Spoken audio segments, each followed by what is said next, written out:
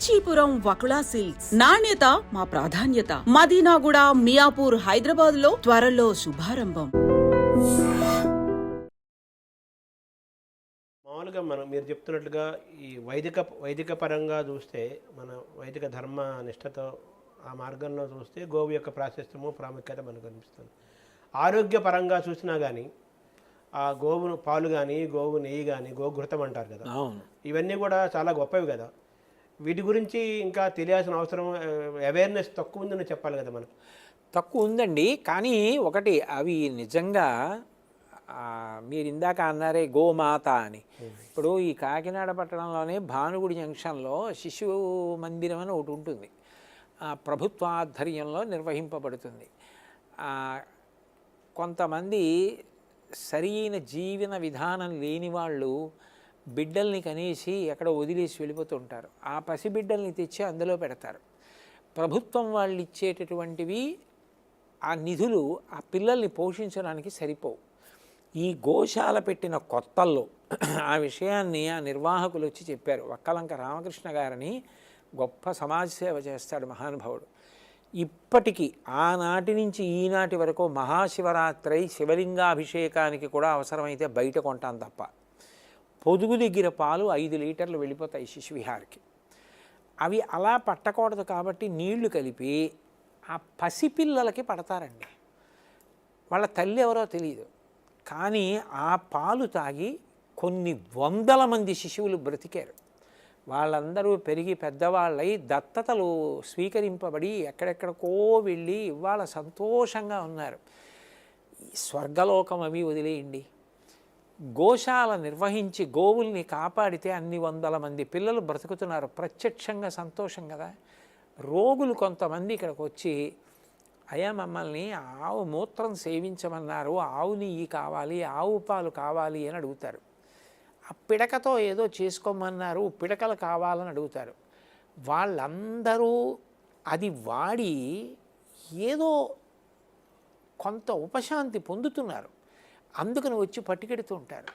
ఇంతమందికి ఇహంలో కూడా అది ఉపయోగపడుతుంది. అన్నిటినీ మించి పెంటపోవు, ఆవుల యొక్క మలమూత్రాలు తీసేసి అవన్నీ కూడా పక్కన వేసేస్తాం.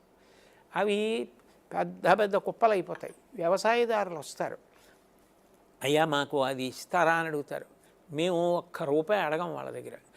మీరు తెల్లవారి లేస్తే కొన్ని కోట్ల మందికి అన్నం పెడుతున్నారు, మీరు ఏమైనా ఇవ్వగలిగితే, మీరు ఇద్దాం అనుకుంటే అది కూడా మళ్ళీ గోవులకే ఖర్చు పెట్టేస్తాం.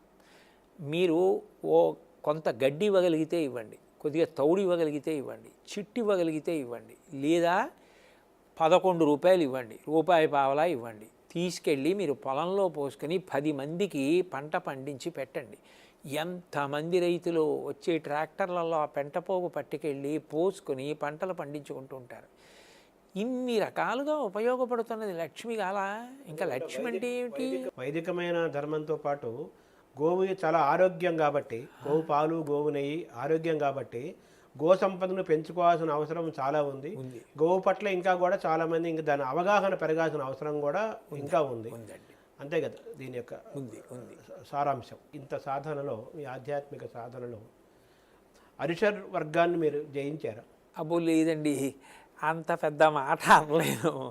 అరిషడ్ వర్గాన్ని జయించలేదు, కానీ జయించే ప్రయత్నం చేస్తుంటాను. మంచి మాటలు గుర్తు తెచ్చుకొని ఇలా చెప్పబడింది కదా, పోన్లే ఇవాళ నేను తడబడినా ఇది నాకు ఒక అవకాశంగా స్వీకరించి వచ్చేసారి నేను దీన్ని ఇలా దిద్దుకోవాలి, ఇలా ఉంచుకోవాలి అనుకుంటూ ఉంటాను. గెలిచానన్నంత స్థాయి చెప్పలేను శర్మగారు. అదే కొంత ప్రయత్నం చేస్తూ ఉంటాను. కొంత శాతం ఖచ్చితంగా తగ్గించుకున్నానండి. అంటే అంత ముందుకి ఈ సాధన పెరిగే కొద్దీ అరిషడ్ వర్గం పూర్తిగా జయించడం మానవ సాధ్యం కాదు కాబట్టి ఎంతో కొంత అది అదుపులో ఉంచుకోవడానికి ప్రయత్నం చేస్తున్నారు. అదే. తర్వాత మీరు ధ్యానం చేస్తారా? మీ ఉపాసన మామూలుగా శుద్ధితో పాటు ఆ ధ్యానము పిల్లలు, యువతరానికి పోటీ పరీక్షలకు వెళ్ళేవాళ్ళు, చదువుకునే వాళ్ళకి, తర్వాత రకరకాల ఒత్తిళ్లకు గురయ్యేవాళ్ళు, అందరూ గురవుతున్నారు. చిన్నవాడు అవుతున్నాడు, పెద్దవాడు అవుతున్నాడు.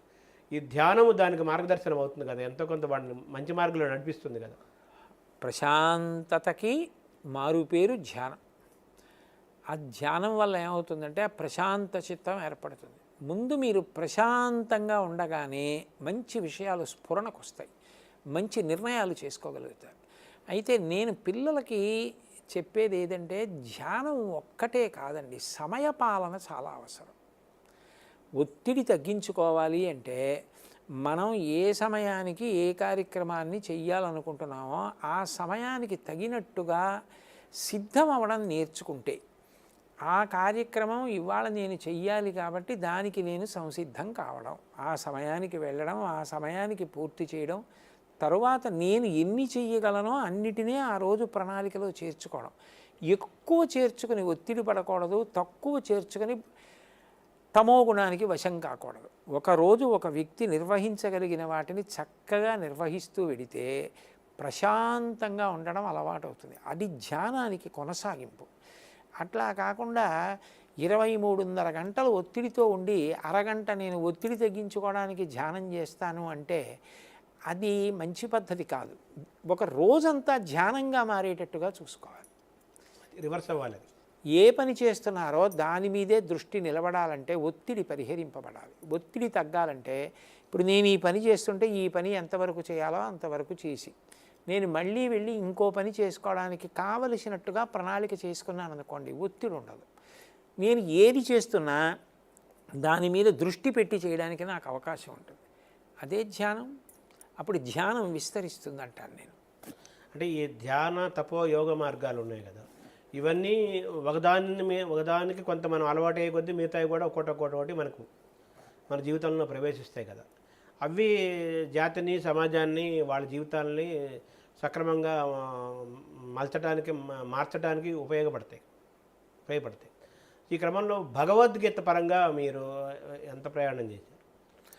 భగవద్గీత అనేటటువంటిది ఆచరణాత్మకమైనటువంటి గొప్ప విషయాలతో కూడుకుని ఉంటుందండి. అపోహలు, అర్థం లేని విషయాలు, ఇటువంటి వాటినన్నింటినీ కూడా నిర్ద్వందంగా ఖండించి యథార్థంగా మనం చెయ్యవలసిన కర్తవ్యత నిష్టని మనకి నేర్పుతుంది. ఇది నువ్వు చెయ్యాలి, ఇది నువ్వు చెయ్యకూడదు. తెలిసి కానీ తెలియక కానీ ఇలాంటిది పట్టుకుంటే ఇలా జారతావు, తెలిసి కానీ తెలియక కానీ ఇలా పట్టుకుంటే ఇలా పైకి ఎక్కుతావు. దీన్ని చాలా అందంగా చక్కగా బోధ చేస్తుంది భగవద్గీత. అందుకే అది నాకు ఆచరణాత్మకంగా అనిపిస్తుంది. చూడండి, ఒక శ్లోకం ఉంటుంది, ధ్యాయతో విషయాన్ పుంసః సంగత్ శిశూపజాయతే సంగాత్ సంజాయతే కామః కామాత్ క్రోధోభిజాయతే క్రోధాత్ భవతి సమ్మోహః సమ్మోహాత్ స్మృతివిభ్రమః స్మృతిభ్రంశాత్ బుద్ధినాశో బుద్ధినాశాత్ ప్రణశ్యతి. అనవసరపు విషయం జోలికి వెళ్ళి దాన్నే పట్టుకుంటే ఎంత వేగంగా జారిపోయి ఎక్కడికొచ్చి పడిపోతాడో చెప్తుంది. ఒక విషయాన్ని పట్టుకోవలసిన రీతిలో పట్టుకోవడం చిట్ట చివరికి ఏ ప్రయోజనానికి కారణమవుతుంది అంటే ఏడవలసిన అవసరం ఉండదు. అసలు భగవద్గీత ప్రారంభమేది కదండి.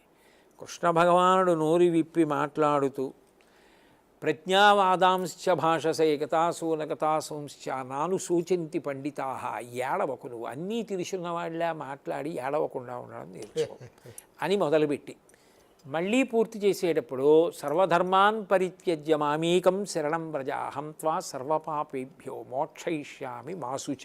ఏడవద్దు, ఏడవకు మధ్యలో భగవద్గీత. అంటే అసలు భగవద్గీత పట్టుకున్న వాడికి ఆచరణాత్మకంగా భగవద్గీతని మనం ఉపయోగించుకుందాం. ఇది కథ కాదు, ఇది ప్రతి శ్లోకం పట్టుకుని అనుష్ఠానంలోకి తెచ్చుకోవలసింది అన్న కోణంలో భగవద్గీతని పరిశీలించి అనుష్ఠిస్తే ఏడవలసిన అవసరం ఉండదు. ఏడవడానికి ఎంత దూరం అవుతాడంటే భగవద్గీతకి అంత దగ్గర అవుతాడని అర్థం. భగవద్గీతకి దగ్గర అవుతాడంటే ఏడవడానికి దూరం అవుతాడు. ఆఖరికి ఆ ఏడుపు మానేయడం అన్నది ఎక్కడి వరకు విడుతుంది అంటే శరీరం పడిపోతోందన్న ఇది అనివార్యమైన పరిణామమే కదా. దీని గురించి వాసాంసి జీర్ణాని యథా విహాయ నవాని గృహ్ణాతి నరోపరాణి తథా శరీరాన్ని విహాయ జీర్ణాన్ అన్యాని సంయాతి నవాని దేహి. ఏడవడానికి ఏముంది? అని ఏడవడానికి అవకాశం లేకుండా బ్రతకగలిగిన మనుష్య జన్మ కన్నా గొప్ప జన్మ ఇంకేమిటి ఉంటుంది? అదే సార్థక్యం. అది ఇవ్వగలిగిన ఆచరణాత్మకమైన విద్య నేర్పగలిగిన అద్భుతమైన గ్రంథం భగవద్గీత. అంటే భగవద్గీతలో ఏదైతే చెప్పారో అవన్నీ ఆచరించగలిగినవి, అలాగే తగినవే, కానీ ఆచరించగలిగినవి కూడా. ఆహారం దగ్గర నుంచి ఆయన అన్నీ మాట్లాడాడు కదండి. అందుకని అది అయ్యో దూరం అయిపోయిందని ఏడవలసిన పరిస్థితి అంటూ వస్తే ఒక్కటే. ఇంకా ఆచరించడానికి అవకాశం లేకుండా చచ్చిపోయిన వాడి దగ్గర భగవద్గీత వేసి అసలు నిజంగా బతికుండగా ఆచరించవలసిన వాడు బ్రతికున్నప్పుడు దాన్ని వినకపోవడమే శోచనీయమైన విషయం. వాడు వెళ్ళలేదని అడవాలి మరి. అప్పుడు ఎందుకు భగవద్గీత? అప్పుడు దాకా వెళ్ళలేదని వాడికి వినిపిస్తున్నారు. అప్పుడు ఆచరించవలసిన వాడు ఇది ఆచరించాలి తప్ప అది ఆచరించడానికి రా అంటే ఇంకా ఆచరించే అవకాశం పాపం ఆయనకి లేదు. ఆయన శరీరాన్ని వదిలేశాడు, ఆచరించడానికి సాధనమే అది, దాన్ని వదిలేశాడు. ఆయన దగ్గర ఆయన దగ్గర భగవద్గీత పెడితే ఉపయోగం ఏమిటి? మనం ఆచరించాలి. మనం భగవద్గీత అందుకోసమని చెప్పి దాన్ని తీసుకుంటే ఎక్కువ ఉపయుక్తం అవుతుందని నా భావన. ఒకవేళ అట్లా భగవద్గీత పెట్టడం వల్ల శోకం తగ్గుతుందేమో అంటే ఏమో, అది కూడా మంచిది. అప్పుడు కూడా నేనేం కాదనడానికి ఏముంది. అది వైరాగ్యం వైపు కాదు, మనిషిని కర్తవ్యోన్ముఖులను చేసి చైతన్యం నింపే గీతి కదా అది భగవద్గీత అనేది. అందుకే కదండి అంతా విన్నవాడు ఏమన్నాడు, నాకు అంతా అర్థమైంది, కాషాయం గుడ్డలు ఎక్కడున్నాయి పట్టండి, వాడికి అనవసరం కదా. నష్టో మోహ స్మృతిర్లబ్ధ అన్నాడు. నా అజ్ఞానం పోయింది, నాకు ఏది తెలియాలో అది గుర్తొచ్చింది, పదండి ఎక్కుతున్నాను రథం అన్నాడు. అది కాషాయం కాదు వాడు మూడింది. ఆయన కోరుకున్నది సర్వసంగ పరిత్యాగం కాదు, ఆయన కర్తవ్య నిర్వహణకు ఉద్యుక్తుడయ్యాడు.